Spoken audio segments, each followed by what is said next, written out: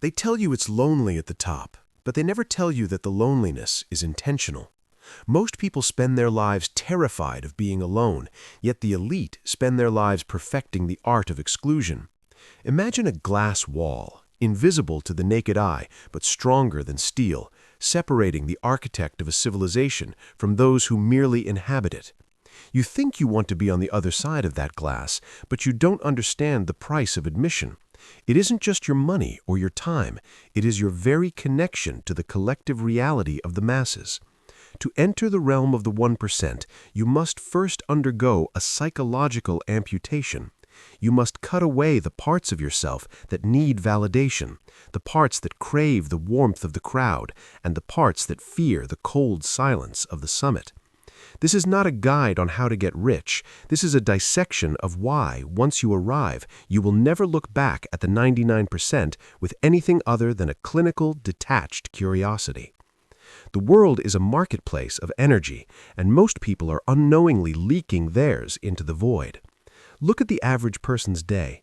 It is a series of reactive collisions. They react to the news, they react to their social media feeds, they react to the trivial dramas of their peers. This is what the elite call the static. For the 1%, energy is the only currency that truly matters, far more than the digits in a bank account. They realize that to engage with the 99% is to invite entropy into their system. It is a biological law. Heat moves to cold. When a high-frequency individual interacts with a low-frequency environment, they don't pull the environment up, the environment drags them down. This is the first layer of why the elite vanish. They are protecting their cognitive bandwidth from the parasitic drain of the mundane. The higher you climb, the more you realize that most people are not looking for solutions, they are looking for witnesses to their struggle. The 99% are bonded by shared trauma, shared complaints, and shared mediocrity. To the elite, this looks like a collective suicide pact. They understand a dark psychological truth. Empathy is a double-edged sword. If you feel what the masses feel, you will think what the masses think. And if you think what they think, you will own what they own. To achieve the impossible, you must become emotionally illiterate to the concerns of the common man. This coldness isn't cruelty, it's a survival mechanism. It is the realization that if you want to fly, you cannot carry everyone who is afraid of heights. Deep within this isolation lies a secret that few dare to whisper, a final truth about the nature of human sovereignty that we will uncover before the sun sets on this exploration. But before you can understand the end, you must understand the architecture of the cage you are currently living in. The 99% live in a world of what? What happened today? What is the weather? What did that celebrity say? The 1% live in a world of why and how.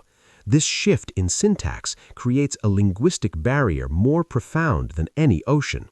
When the elite speak, they are calculating variables, assessing leverage, and identifying the hidden pulleys that move the world. When they look at the masses, they don't see individuals, they see patterns of predictable behavior. They see a herd that moves according to the laws of social engineering. How can you sit at a dinner table with someone who views you as a data point? You can't. The conversation dies before the first course is served. This leads us to the concept of the shadow work of wealth. While the majority spend their leisure time seeking distraction, the elite spend theirs seeking destruction, the destruction of their own illusions.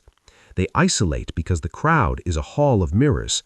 In the crowd, you see yourself through the eyes of others, and those eyes are usually clouded by envy, projection, or ignorance.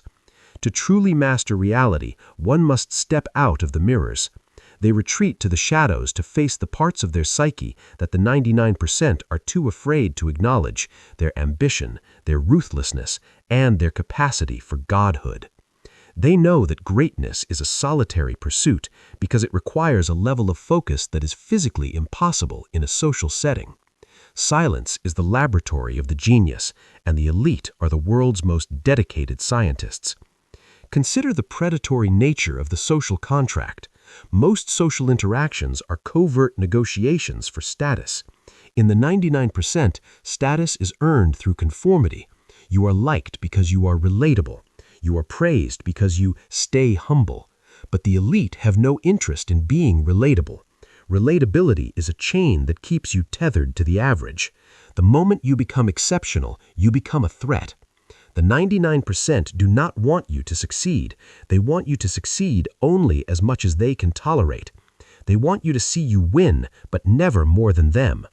The elite understand this toxic crab bucket mentality.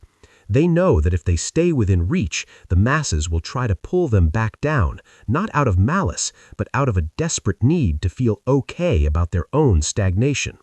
So the elite move to a height where the hands of the 99% can no longer reach them. There is a terrifying realization that hits you when you first cross the threshold of extreme success. You realize that truth is a luxury that the masses cannot afford. The 99% need lies to keep their world functioning. They need the lie that hard work is always rewarded, the lie that everyone is equal, and the lie that the system is fair. The elite, however, must deal in the brutal currency of reality. They see the world as it is, a brutal Darwinian landscape of power and leverage. This creates a psychological chasm. How do you communicate with someone whose entire identity is built on a foundation of comforting myths? You don't.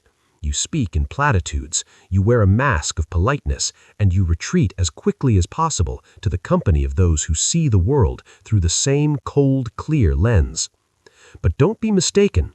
This isolation isn't just about avoiding others. It's about the terrifying realization of what lies at the center of the human experience, a secret that the 1% guard more closely than their bank accounts. We will arrive at that threshold soon, but before you can understand the end, you must understand the architecture of the cage you are currently living in.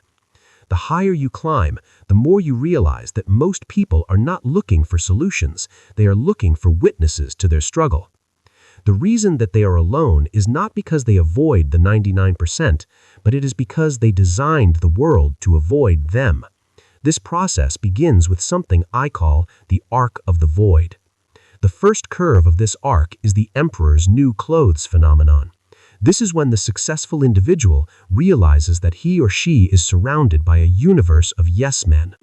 This is a different kind of isolation, a self-imposed prison of ego. However, the truly elite, the ones who stay at the top for generations, recognize this trap. They avoid the 99% not just for the reasons we've discussed, but because they are searching for the mirror. They seek out the few individuals who are strong enough to tell them the truth. This is the ultimate irony. The 1% isolate themselves from the world so they can find the only 3 or 4 people on the planet who are capable of seeing them for who they actually are. The rest of the world is just a sea of noise, a theater of shadows where everyone is playing a role they didn't write. The path to the top is a path of shedding. You shed your friends, you shed your family's expectations, and eventually you shed your own ego.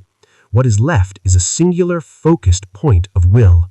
This is what the 99% find so terrifying about the elite. It isn't their money, it's their integrity of purpose. The average person is 1,000 different people in a single day, pulled in 1,000 different directions. The elite are one person moving in one direction with the force of a tidal wave. They avoid you because your indecision is a poison. They avoid you because your lack of purpose is a vacuum that threatens to suck them in. They avoid you because in the end, they are committed to a version of reality that you are not even aware exists. And here we find the final secret, the secret that explains the true nature of the isolation of success. The reason the 1% avoid the 99% is not because they hate you, it is not because they think they are better than you. It is because they are afraid that if they look too closely at you, they will remember what they had to give up to become who they are. They are afraid of the ghost of the ordinary. Deep down, every elite individual carries the memory of a simpler life, a life of connection, of shared struggle, of being part of the tribe. They have traded that warmth for the cold brilliance of the stars. They avoid the 99% because you are a walking reminder of the humanity they sacrificed at the altar of their own ambition. Their isolation is not a sign of their power, it is the scar tissue of their ascent. They stay in their towers and behind their gates because the normal world is a siren song that threatens to lure them back to a life of comfortable mediocrity. To look into the eyes of the 99% is to look into a mirror of what could have been. It is to see a version of themselves that is happy but powerless, loved but unremarkable. For the 1%, that is a fate worse than death. They would rather die alone on the summit than live forever in the valley. They have chosen the solitude of the sovereign over the safety of the serf. This is the ultimate psychological divide. One side values belonging, while the other values becoming, and those two paths can never, ever meet. The 1% understand that the world is built on a foundation of sacrifice. You can have the crowd, or you can have the kingdom, but you cannot have both.